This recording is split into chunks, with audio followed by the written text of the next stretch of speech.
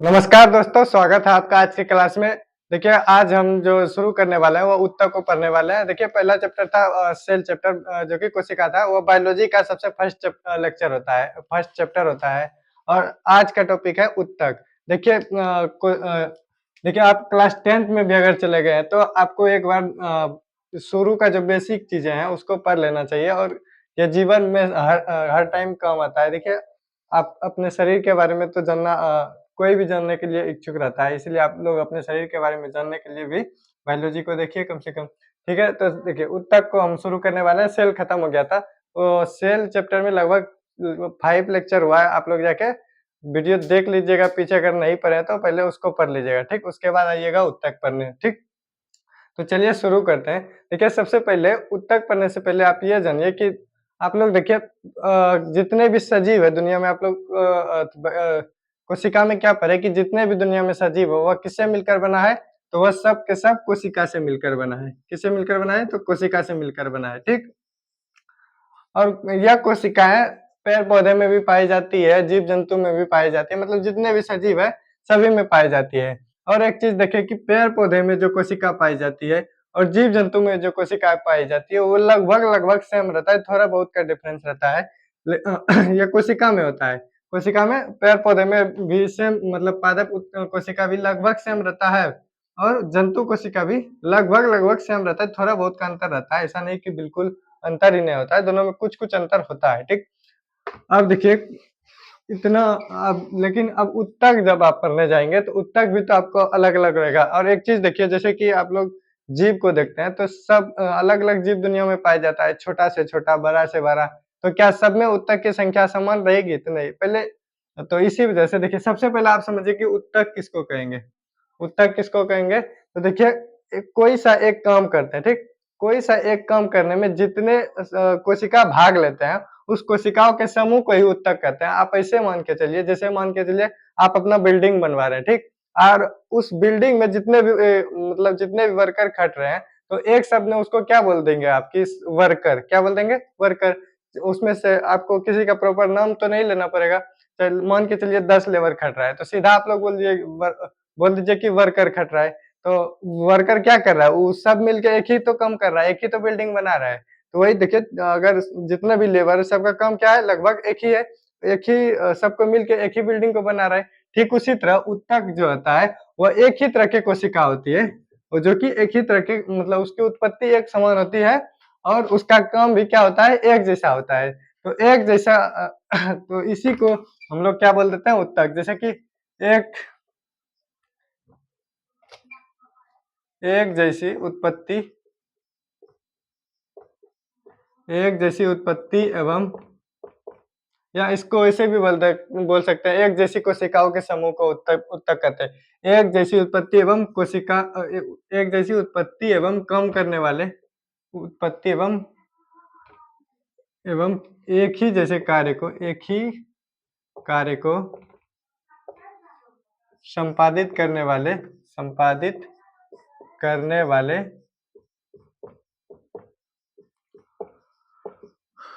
कोशिकाओं के समूह को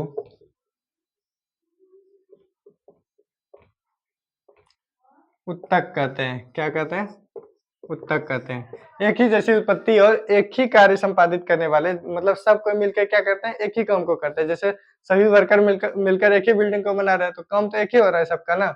जो भी रहे मतलब अलग-अलग काम लेकिन एक ही काम कर रहा है, तो उसी को क्या बोल देते हैं? तो उसमें वर्कर बोल दिए तो इसको आप उत्तक बोल दिए। उसमें कोशिका क्या रहेगी? एक जैसी रहेगी, उसकी उत्पत्ति एक जगह से हो। जैसे आप लोग देखिए, अभी मैं लिखने का काम कर रहा हूँ, जैसे कुछ लिख रहा हूँ, ठीक? लिखने में मेरा हाथ है मदद कर रहा है। कौन मदद कर रहा है? हाथ, ठीक? तो आप लोग एक चीज़ तो जानते हैं कि सभी सजीव कोशिकाओं से मिलकर बना है और कोशिकों से कोशिका और इससे क्या पता चलता है कोशिका मिल के ही उत्तक का निर्माण करते हैं। अब हाथ में बहुत सारी कोशिका होगी, बहुत सारी कोशिका मिलकर क्या कर किए हैं? उत्तक का निर्माण किया है और उत्तक का निर्माण कर और उत्तक मिलकर क्या कर रहा है? हमारे किसी अंग का शरीर के किसी पार्ट का निर्माण किए हैं। जैसे मान के चलिए इस हाथ में बहुत सारे उत्तक होंगे। इस हाथ में क्या होंगे? बहुत सारे पहले तो कोशिका होंगे, ठीक है? और कोशिका सबका काम क्या है? हमारे हाथ को संचालित कर रहा है, वह लिखने को बता रहा है, तो जैसे कि हम लिखने का काम कर रहे हैं अभी, तो यह ये सारे उत्तक तो मिल के ही मतलब हमारे हाथ को निर्माण किया है और काम भी क्या है सबका एक ही है। अब जो भी काम करें हाथ से हम वो उसमें सभी की भागीदारी होगी ना। तो यही होता है कोशिकाओं की एक जैसी उत्पत्ति एवं एक ही कार्य को संपादित करने वाली कोशिकाओं के समूह को क्या कहते हैं? उत्तक कहते हैं। उत्तक कहते हैं। आप अगर आप एक लाइन में लिखना चाहे तो ऐसे भी लिख सकते हैं कि एक ही मतलब कोशिकाओं के समूह को उत्तक, एक ही जैसे कोशिकाओं के समूह को उत्तक कहते हैं, ऐसे आप भी लिख सकते हैं। एक ही जैसी कोशिकाओं के समूह को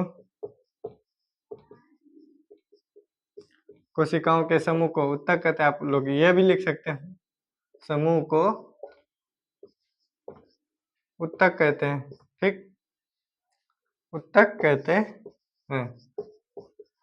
ये हो गया आपका उत्तक का परिभाषा बोल लीजिए या उत्तक किसे कहते हैं वो हो गया। ठीक, अब समझिए, देखिए उत्तक आप लोग दुनिया में हर एक तरह का जीव देखे होंगे, जैसे छोटा से छोटा जीव देखे होंगे, जैसे आप चूहा को देखिए, फिर मनुष्य को देखिए, घोड़ा को देखिए, कुत्ता को देखिए या हाथी को देखिए, सब में तो अंतर है। क्या सबका आकृति एक समान है या सबका काम क्या एक ही रहता है? नहीं। तो क्या उत्तक सब में समान पाया जाएगा? या फिर पेड़ पौधा ही देख लीजिए, तो क्या पेड़ पौधा में उत्तक सेम रहेगा? तो आंसर होगा नहीं, क्योंकि देखिए सबका काम अलग है, सबका साइज अलग है, तो सबकी उत्तक भी क्या होगा? अलग होगा। कोशिका एक जैसी हो सकती है लेकिन उत्तक एक जैसा नहीं हो सकता है, सबके उत्तक अलग अलग होंगे।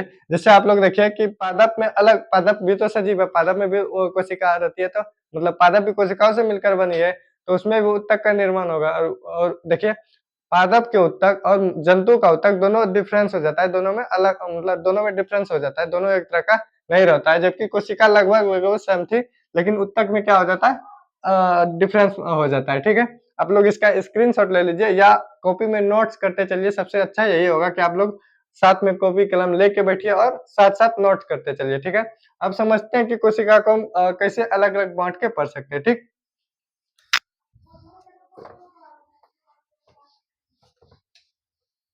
अब ये देखिए, उत्तक को हम दो भाग में बाँट के पढ़ते हैं।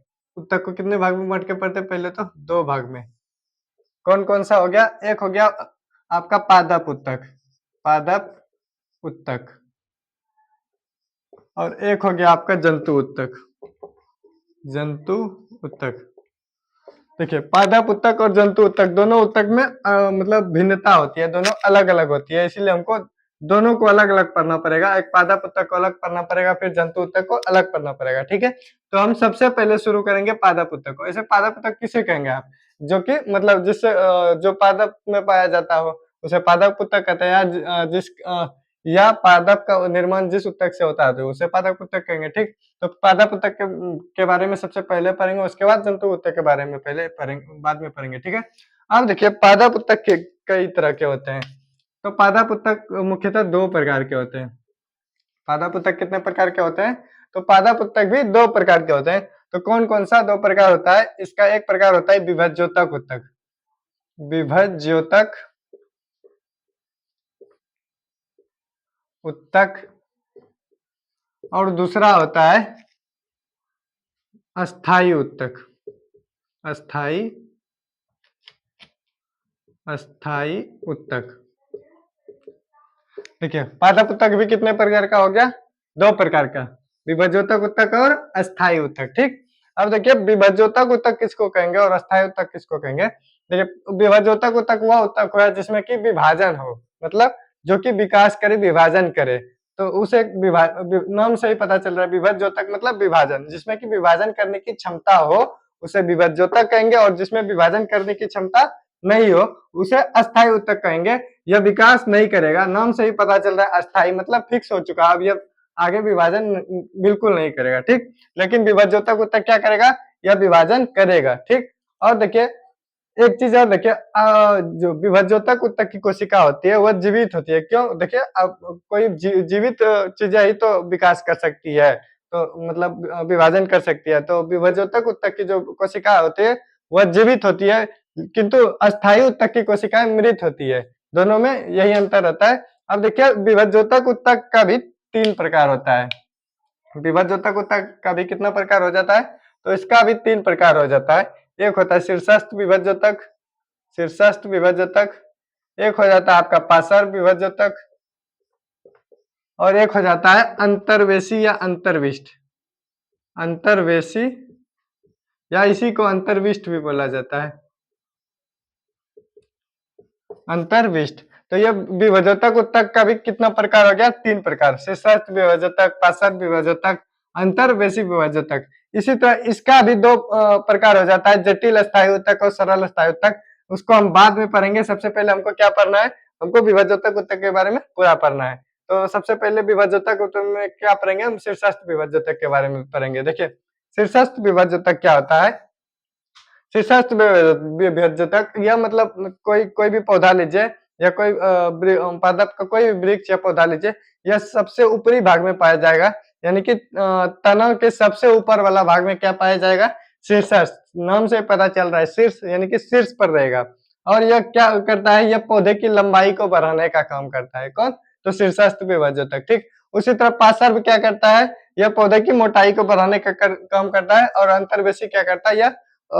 यह टहनियों मतलब यह अस्थायी उत्तक के बीच में पाया जाता है। इसको डिटेल से पढ़ते हैं हम। ठीक, इसका आप लोग स्क्रीनशॉट लेना है तो ले लीजिए, या तो कॉपी में नोट कर रहे तो ठीक है। ठीक, इसको हम मिटाते हैं।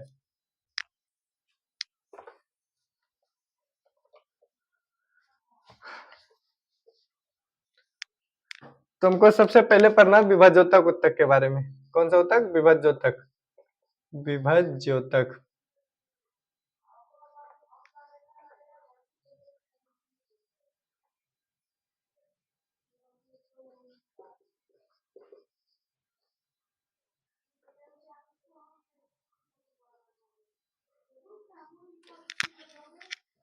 विभज्योतक, विभज्योतक उत्तक, ज्योतक उत्तक। सबसे पहले क्या पढ़ेंगे हम? विभज्योतक उत्तक के बारे में। विभज्योतक उत्तक क्या होता है? एक चीज आपको बताए कि विभज्योतक उत्तक यह जीवित होती है। क्या होती है? यह जीवित होती है। यह जीवित होती है, इसमें लगातार विभाजन होता है और यह लगातार बढ़ती है। यह क्या करती है? लगातार बढ़ती है। इसी के वजह से, विभज्योतक उत्तक के वजह से ही पौधे की लंबाई, चौड़ाई, मोटाई जो भी हो वह बढ़ने का काम करता है। किसके वजह से? विभज्योतक उत्तक के वजह से।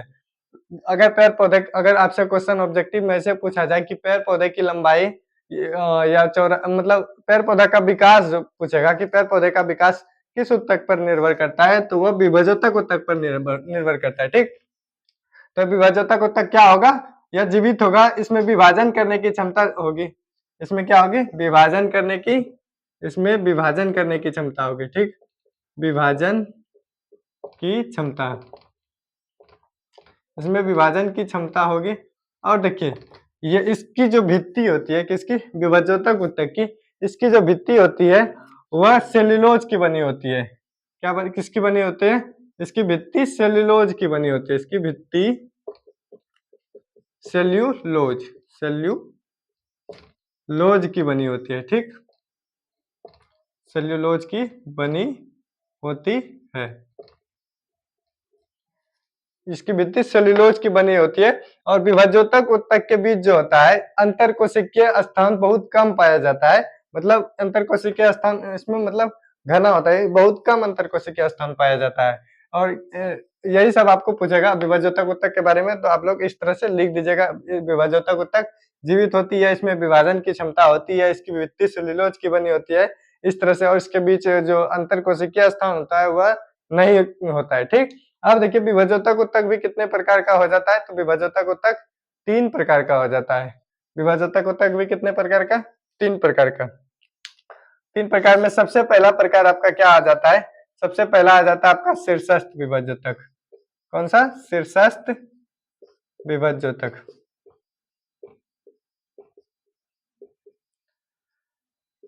शीर्षस्थ विभज्योतक। अब देखिए शीर्षस्थ विभज्योतक क्या होता है? यह देखिए पौधे के शीर्ष वाले भाग में पाया जाएगा, यानी कि तना के सबसे ऊपरी वाले भाग में पाया जाएगा। कौन सा? तो शीर्षस्थ विभज्योतक। और यह क्या करता है? पौधे की लंबाई को बढ़ाने का काम करता है। तो इसको आप लिख दीजिएगा, यह पौधे के शीर्ष वाले भाग में, यह पौधे ब्रैकेट में लिख दीजिएगा तना। ठीक, तना के शीर्ष वाले भाग में पाया जाता है, शीर्ष वाले भाग में पाया जाता है, भाग में पाया जाता है। ठीक, और यह काम क्या करती है? तो यह काम करती है पौधे के लंबाई को ऊपर की ओर बढ़ाने का। तो इसमें लिख दीजिएगा, यह पौधे की लंबाई को, यह पौधे की लंबाई ऊपर की ओर बढ़ाने का काम करता है। ऊपर की ओर बढ़ाने का काम करता है। ठीक, बढ़ाने का काम करता है। इतना आपको लिख देना है किसमें? शीर्षस्थ विभाज्योतक में। शीर्षस्थ विभाज्योतक पूछेगा कहाँ पाया जाता है, तो तना के सबसे ऊपरी भाग में, शीर्ष वाले भाग में, पौधे के सबसे शीर्ष वाले भाग में पाया जाता है। और यह पौधे की लंबाई को ऊपर की ओर बढ़ाने का काम करता है, क्योंकि यह शीर्ष पे पाया जाएगा तो उसको पेड़ पौधे की लंबाई को यह क्या करता है? बढ़ाने का काम करता है। कौन सा उत्तक? तो शीर्षस्थ विभाज्योतक उत्तक। ठीक, उसके बाद दूसरा आपका आता है, दूसरा देखिए, एक दूसरा आता है, उसका नाम है आपका क्या बोलते हैं, एक शीर्षस्थ हो गया, एक अंतर्वेशी हो गया, और एक होता है पार्श्व विभाज्योतक। कौन सा? पार्श्व विभाज्योतक। ठीक, पार्श्व विभाज्योतक। देखिए, पार्श्व विभाज्योतक का काम क्या होता है? तो पार्श्व विभाज्योतक क्या करती है? यह पौधे की मोटाई को बढ़ाने का काम करता है। कोई पौधा मतलब उसकी सिर्फ या ऊपर की ओर में लंबाई नहीं बढ़ाती है, बल्कि यह पौधे की चौड़ाई को फैलाने का काम करती है, मोटाई बढ़ाने का काम करती है। तो यह किसका काम रहता है? पार्श्व विभाज्योतक का। ये मतलब यह, इसका विकास नहीं होता, बल्कि एक तरह समझिए इसमें विभाजन करके मतलब पौधे की मोटाई को बढ़ाया जाता है, मोटा बनाता है। तो कौन? तो पार्श्व विभाज्योतक। यह तना में पाया जाता है और जड़ के ऊपरी वाला भाग में पाया जाएगा। और अगर आपसे पूछे कि यह कब पाया जाएगा? यह पाया जाएगा तना में, पेड़ पौधे में। या पेड़ पौधे में, देखिए इसको हम मिटा के ऊपर लिख देते हैं, शायद नीचे नहीं दिख रहा होगा। इसको मिटा के ऊपर आप लोग शीर्षस्थ विभाज्योतक लिख लीजिएगा, इसका स्क्रीनशॉट ले लीजिएगा। ठीक, इसके ऊपर हम लिख देते हैं पार्श्व विभाज्योतक के बारे में। दूसरा क्या है? पार्श्व विभाज्योतक। पार्श्व विभाज्योतक। देखिए, पार्श्व विभाज्योतक क्या बताया इसके बारे में? तो यह पेड़ पौधे की मोटाई को बढ़ाने का काम करता है। और यह कहाँ पाया जाता है? पेड़ पौधे में। यह भी तना में भी पाया जाता है। पेड़ पौधे में यह भी कहाँ पाया जाएगा? जड़ के ऊपरी भाग, पेड़ पौधे में। पेड़ पौधे में या जड़ के ऊपरी भाग तथा तना में पाया जाएगा, तथा तना में पाया जाता है। ठीक, पाया जाता है। और यह काम क्या करती है? तो यह पेड़ पौधे की मोटाई को बढ़ाने का काम करता है। तो आप लोग लिख दीजिएगा इसको, यह पेड़ पौधे की चौड़ाई को बढ़ाता है। यह पेड़ पौधे की चौड़ाई, ब्रैकेट में मोटाई डाल देते हैं, पेड़ पौधे की चौड़ाई को बढ़ाता है। ठीक, यह आपका किसका काम हो गया? यह हो गया पार्श्व विभाज्योतक का काम। और यह पार्श्व यानी कि बीच वाले भाग में पाया जाएगा हमेशा। पेड़ पौधे के तना के सब बीच वाले भाग में पाया जाएगा। कौन सा उत्तक? तो पार्श्व विभाज्योतक। ठीक, अब लास्ट आता है एक शीर्ष अंतर्विष्ट या अंतर्वेशी विभाज्योतक, जिसको बोला जाता है। कौन सा? अंतर्विष्ट बोल लीजिए या अंतर्वेशी। अंतर्वेशी विभाज्योतक।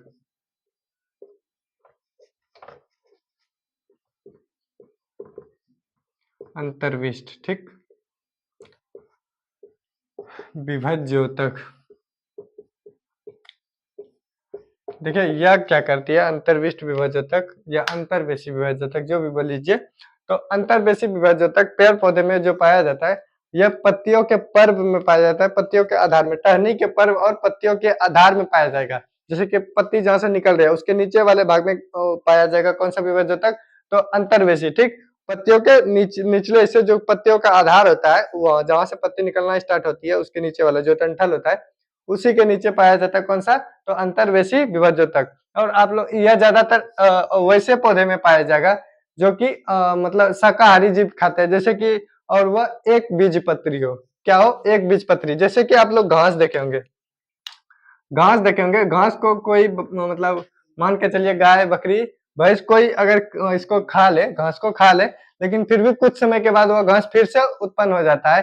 तो वह किसके कारण होता है, तो वह अंतर्वेशी विभाजक ऊतक के कारण ही होता है, क्योंकि ये घास में जो पाया जाता है वो घास में घास के सबसे मतलब जो भाग खाता है गाय सब उसके थोड़ा सा मतलब दूर पाया जाता है अंतर्वेशी विभाजक, जो कि अंतर्वेशी विभाजक खत्म नहीं होता, इस वजह से घास पुनः फिर से बढ़ जाती है, किसके वजह से, अंतर्वेशी विभाजक। उसी तरह यह गन्ना में पाया जाएगा, एक बीजपत्री जितना भी होगा लगभग सब में पाया जाएगा, कौन सा, अंतर्वेशी विभाजक। एक बीजपत्री में, घास में हो गया, गन्ना में हो गया, सब में पाया जाएगा।